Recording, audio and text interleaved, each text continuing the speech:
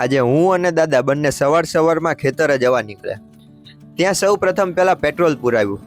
Metre ઉપર જોયું તો આંકડા એમ દોડતા હતા જ્યારે બળેવિયા દોડતા હોય.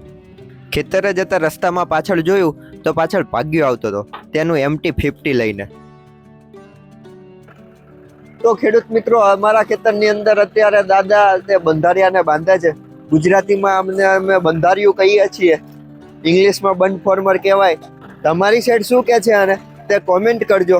અને આ અત્યારે દાદા જાય છે.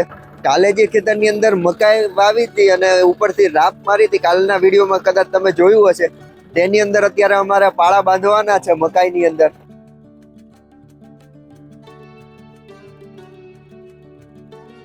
ખેડૂત મિત્રો, તો અત્યારે આપણે અહીંયા મરચીના રોપવાની હવે તૈયારી છે.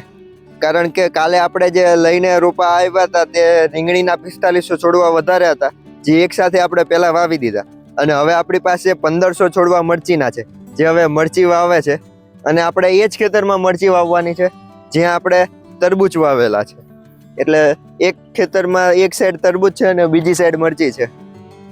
આપણે આ પાછળ જોઈ શકો છો, એ તરબૂચ વાળું ખેતર છે. સામે દાદા મકાઈના ખેતરમાં પાળા બાંધે છે.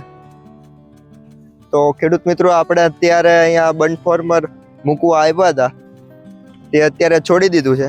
અને ત્યાં મારી નજર અમે જે ભાઈને ધરું કરવા દીધેલું છે ડાંગર માટેનું, ત્યાં પડી. તો અત્યારે તમને ધરું દેખાડું.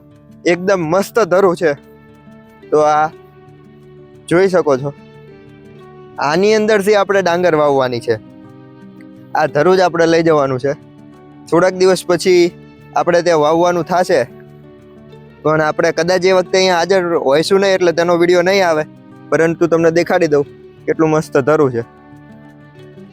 તો ખેડૂત મિત્રો, આજના વિડીયો માટે બસ આટલું જ. મળીએ પાછા કંઈક નવી શરૂઆત સાથે.